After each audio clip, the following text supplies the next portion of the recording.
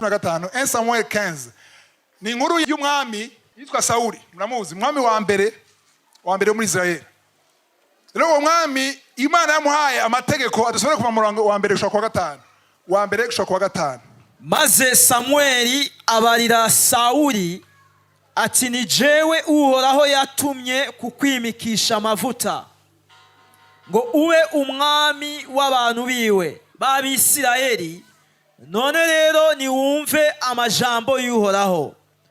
Uku niko Uhoraho nyene ingabo avuze ati niyemeje guhana Abamaleki. Ndabahoye ivyo bagiriye Abisirayeli, ingene bababujije inzira igihe baduga bava muri Egiputa. Gatatu. None rero genda utere Abamaleki ubahonye rwose n'ivyo bafise vyose. Ntuzogire uwo ureka kwica, ariko uzogeseze abagabo, abagore, abana, mbere n'abonka, inka, inama, ingamiya n'indogoba. Geza ngaho birateye bwo cyane muri ivyo bintu urindiho akora bivuga ko mutabashoke mwe cyuko mbere nabayishoke ugenda mu Amaleki wice mana majambo mbwe ati igihumeka cyose, inka zose, abagabo bose, abagore n'ababebe n'abonka nagira n'ikintu kibe gisigara n'abantu bafatanye n'Abamaleki bose. Tubisegura gute none? Abantu bambwiye ngo muri yambwiye ngo yanasomye ibintu ndavuga ngo bon ibi bintu sinabitahura kanibandanyirize kura sinagiriza Imana reka mandanye namara nabigisha muri kanguka yuko ibintu byinshi dusoma mu isezerano rya kera ni gitutu cy'ibyo turimo mu isezerano rishasha, sivyo?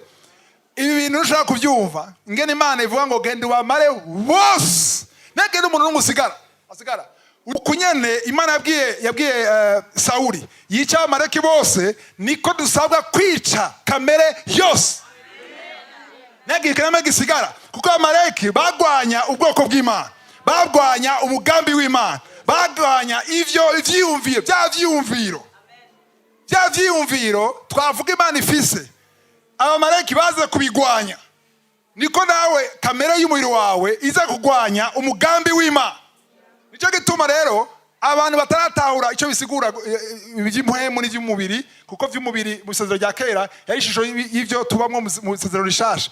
Hari amadini amwe bafata Abamaleki nyene waje kungwanya mwe uri Umumaleki ndakumara.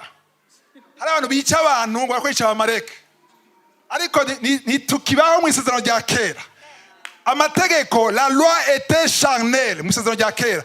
Uno munsi kuva Yesu apfuye akazuka, la loi est spirituelle. Amategeko canke ivyagezwe biri mu buryo bw'impwemu. Haleluya.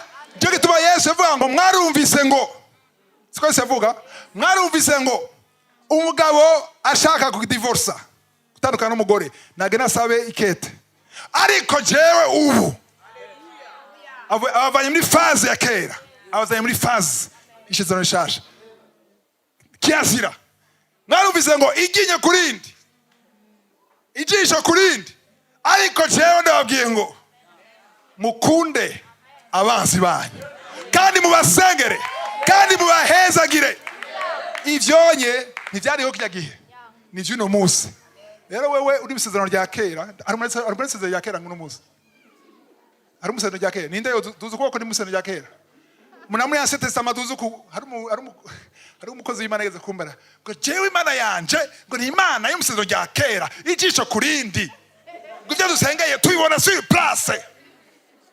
Nabwira ni wihenze, kuko uri bisezerano gishasha ubishaka utabishaka. Ntushobora kuganira mu isezerano rya kera, kuko ibya kera byaraheze. Yesu yatuzanye yaje gushitsa, kuko ibya kera byose byavuga Yesu. Imana ishimwe. Rero mu isezerano rishasha uno munsi Abamaleki bako ravuga n'umubiri n'ivyifuzo by'umubiri. Katurabwire bavuga muri Galatiya 5:24 verset 24. Kandi Abakristo Yesu babambanye akameremere kabo, barabamvye, barakrisifye, barishe kamere yabo n'ivyo gahahamiye n'ivyifuzo n'ivyo kifuza n'ivyo kifuza. Haleluya. 45 namba tubeshwaho na muhemu tuyoborwe na muhemu. Haleluya. Nuvuga yuko abakristo abizeye uno musi barabamvye kuri yanye yamubwiye Sawuli ngo genda wice n'ikintu cyose gihema.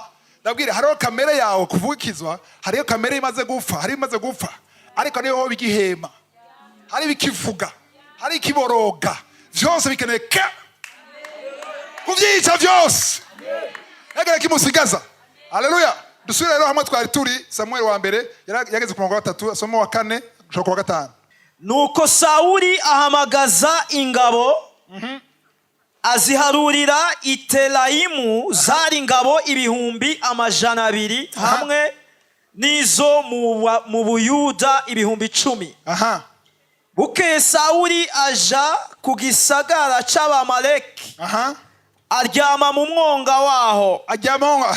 Okay. Ariko Sawuli abarira Abanyakeni ati hogiri mugende muve mu Bamaleki sindaba honanye nabo kuko mwagiriye Abisirayeli bose neza. Sembera ku murongo 8 kugira tucumura umwanya. Afata mpiri umwami wabo Agagi. Yafashe nde umwami wa Amaleki. Yarakwiye gupfa cyane, yakwiye gupfa, ariko yanse kumwica. Kosa rya mbere, umwami ni umuntu kameme ugiye kugwana ugafata umwami uri gigangi, sivyo? Ushaka kumwica umwami. Wewe excellence jariya abandi baza votre majesté sidakwica, hanyuma acarisha turaba abiyishe ukomeza amarisha abantu bose inkota, abandi bose inkota. Ariko Sawuli n'ingabo ziwe basigaza Agagi. Umviriza, Agagi yasigaye umwami. Bandanya. Hamwe n'ibirusha ibindi ubwiza mu ntama, mu nka, mu mashuri anuze no mu myagazi y'intama. Imana amubwiye gute? Ibi vyibushe, ivyiza, ibisa neza vyose, mbere n'ivyiza vyose, ibyiza vyose yageze banga kubigeseza rwose. Harimo umusoso ngaha kameme mucopo kanishye ku ruhande hasi no kwica ibi nindeyo vyiyo bikorako, sivyo? Ibi vy'agaciro yashashaka ku ruhande, ariko ibintu vyaheze vyahumye bicumbagira ubugengare hariya, ubuzingo bwose hariya. Bandanya uteze mu 9. Ariko ibigayitse vyose nibitagira ico bimaze abari ivyo bageseza rwose. Umviriza, ibigayitse ibidafite agaciro vyose barabikoze, baravyishe. Ivyo rero turano kubitwenga, ariko mu muhemu niko tumeze. Duha Imana ibigayitse. Ibigayitse no kuvuga iki? Ibidafite agaciro kuri wewe urabiha Imana. Umwanya udafite agaciro kuri wewe uraha Imana. Uburyo cyangwa amafaranga adafite agaciro kuri wewe uraha Imana. Ariko ifite agaciro kuri wewe, ndabwiye ikintu kimwe, igisa agaciro kuri wewe gisa agaciro ku Mana. Abyumvise? Ndabisubiremo. Ikintu gifite agaciro kuri wewe gisa agaciro ku Mana. Nimba udashobora kuronka umwanya wo guhandiho ugawuha, nukuvuga yuko uwo mwanya utahaye ndiho wawuhaye ikindi kintu cyangwa uwundi muntu. Turabyumvikanye? Abantu benshi cyane cyane abo bihugu by'Iburaya hanze mbongo cyewe gusenga byisiga bingora kubera akazi kenshi. Akazi kenshi katumye mpeba gusenga, akazi kenshi katumye nta umwanya wo gusabana n'Imana, akazi kenshi katumye nta umwanya mu gitondo wo gusenga, ariko roza amasaha 8 y'ako kazi kenshi. Nukuvuga yuko ako kazi kenshi gafite agaciro gusumba ndiho. Nubwo udashaka kuvyemera nivyo, ariho publicity nabonye ngo vyemere nivyo. Haleluya. Ikintu cyose gisa agaciro kuri wewe nukumenya ko agisa agaciro ku Mana.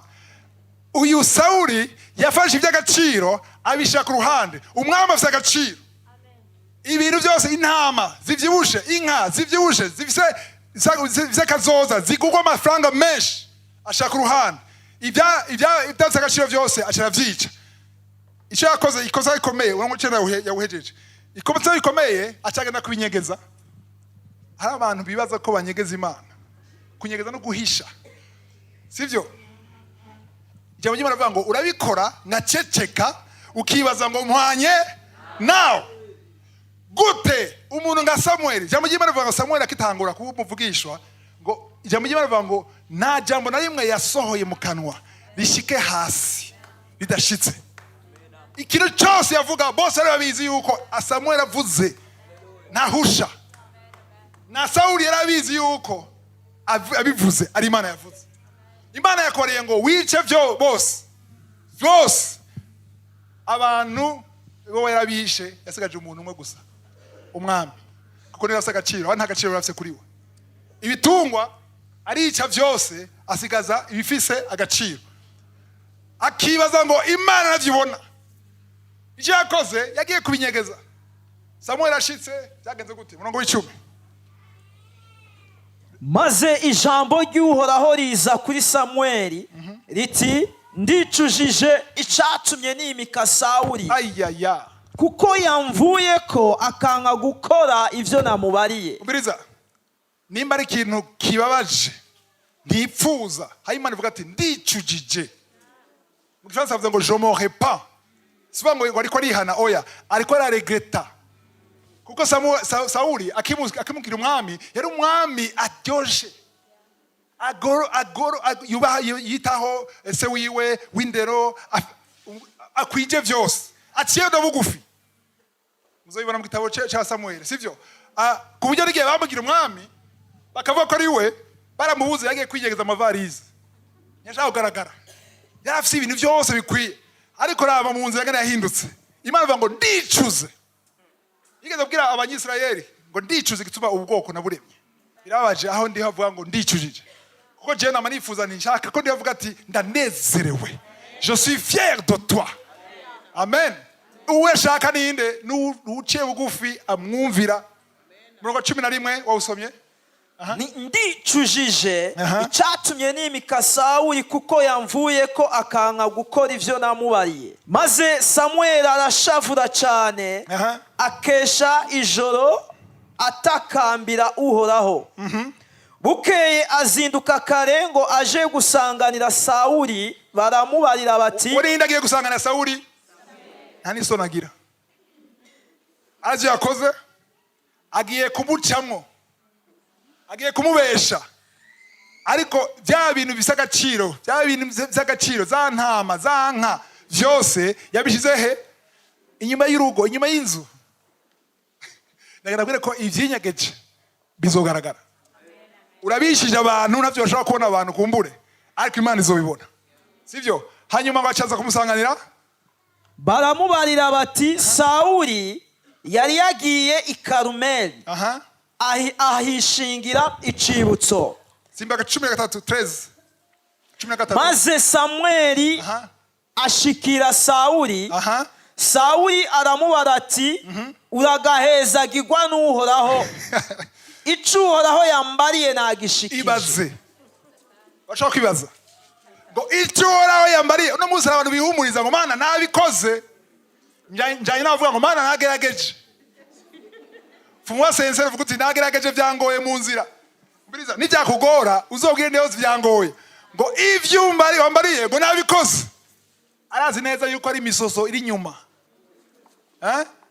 Hanyuma bandanya. Samuel aramubaza ati none urwo rwanaga rw'intama runza mu matwi inyuma y'irungu hamwe n'ukwabagira kw'inka numva n'ivyiki. Inka inyuma, intama, impene. None wabikoze n'ivyo twebera ko wabikoze. None iyo bruit ugo gwamo ri nyuma nibiki? Mu muhemu urashaka kunyegeza, urashaka guhisha, ariko nuzobizimya kuvuga. Ugwamo nuzoruzimya. Haleluya. Iyo bintu byose uhishije muri wewe bifate byose witwara imbere ya ndiho. Uvyeme ange. Tijewe nananiwe, jewe ndi umusambanyi, jewe ndi boregwa, jewe ndanyitabi, ndanyurumogi, uvyerekane. Ndasavye ubuntu bwawe. ndasavye inkomezi zawe aho ni uzoharigwa. Ariko nagenda kwinyegeza jewe ndagororotse nagenda dimanche natanga mu ishengero oya suko bikora. Haleluya. Ugura umutima wawe umuture imitwaro yawe yose. Apana ivyo ushaka gusa nibi byakunaniye guheba. Nimba masturbation yakunaniye yitwara imbere yandiho. Nimba icyo kintu cyose pornography vuga uti ndashaka kubiheba nagerageje biranka bibwire ndiho azogushoboza. Ndavuze ntazogushoboza azogushoboza. Ariko nizo kwihagarara ko ngo jewe ni sawa vraiment ni sawa narapfuye muri abagenzi singira mu kabare ntibikwiye kuko bya bindi unyegeje nibiri kure biri hafi kandi birafise ugwamo biravuga. None ndakurangira mwajije none ivyo numva nibiki? Samuel atona ati nafashwe igisuma nigifashwe siko igisuma nigifashwe mu 15. Sauli aramwishura ati nizo bakuye mu Bamaleki kuko abantu baretse izirusha izindi ubwiza mu ntama no mu nka ngo nizo gushikanira Uhoraho Imana yawe kwibimazi. Ega nabaze ni bande osikosa oya avuze ngo abantu si jewe je murundi nabigerageje ariko abantu si jewe Sauli abantu kamere y'umwana w'umuntu ntiyemera ikosa.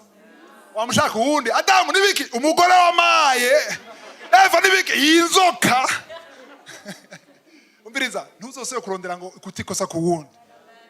Jewe niba meze gutya ebara ni papa wanje ni mama wanje nta affection bampaye none ubu ungana gute usiya kingahe nijo na affection aronse. Ariko 2 Corinthiens 5:17 abikona bakabiri 5:17 ngo uko je kuri Kristo kuvyakera vyose biraheze vyose bibaye bishasha. Rero nimba utaronse affection urayironka ubu. Nimba utakunzwe urakunzwe n'uruta umwana w'umuntu. Haleluya.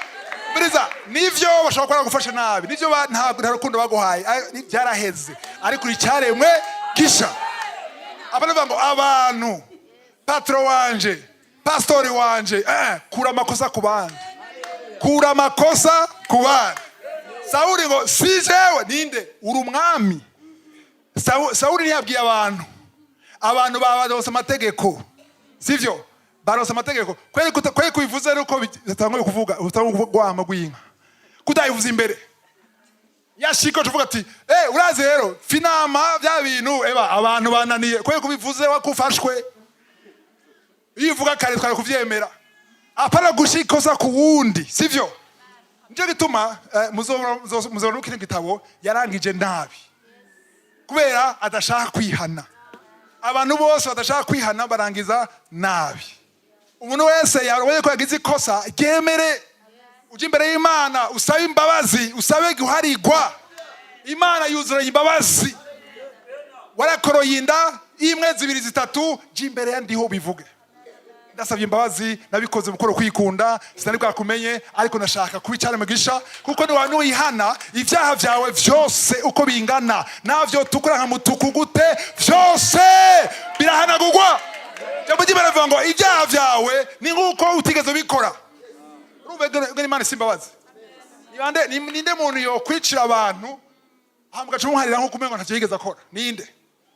Nuvuga yuko Imana yase capacity ubushobozi bwo guharira gudusumba.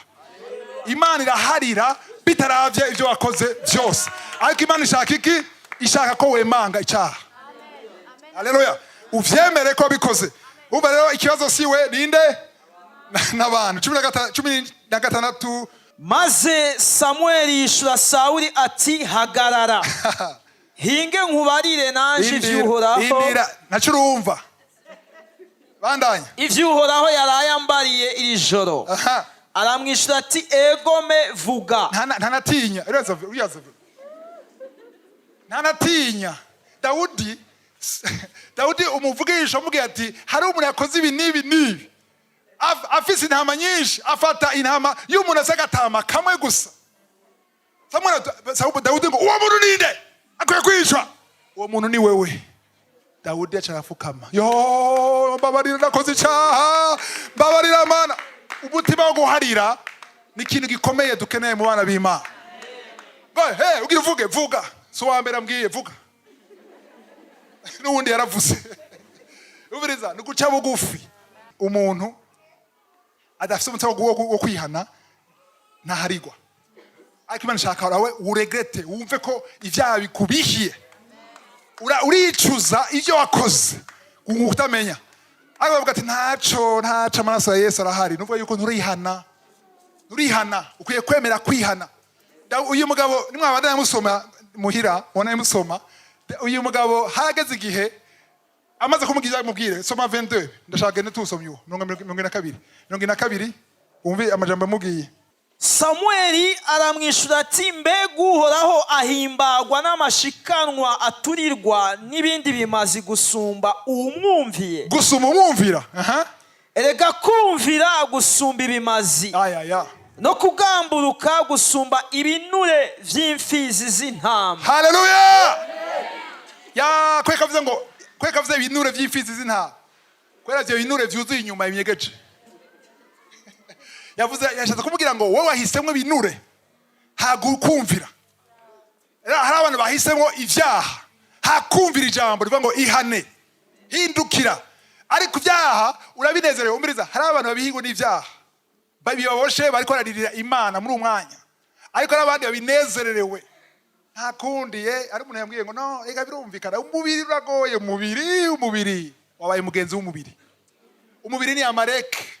Amaleki akwiye gucibwa umutwe wese n'umwami wa Amaleki kirazira kumugumana n'ukumuca umutwe. Haleluya. Crucifié, kubamba kamere y'umubiri. Imana ishimwe.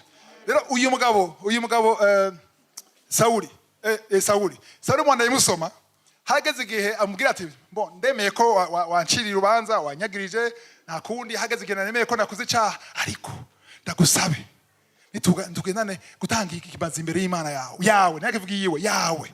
Hanyuma ngo ndagusavye tugende imbere y'abatama b'ishengero, abatama tugendane ntihabone babone ko turi kumwe ntiyabimenye.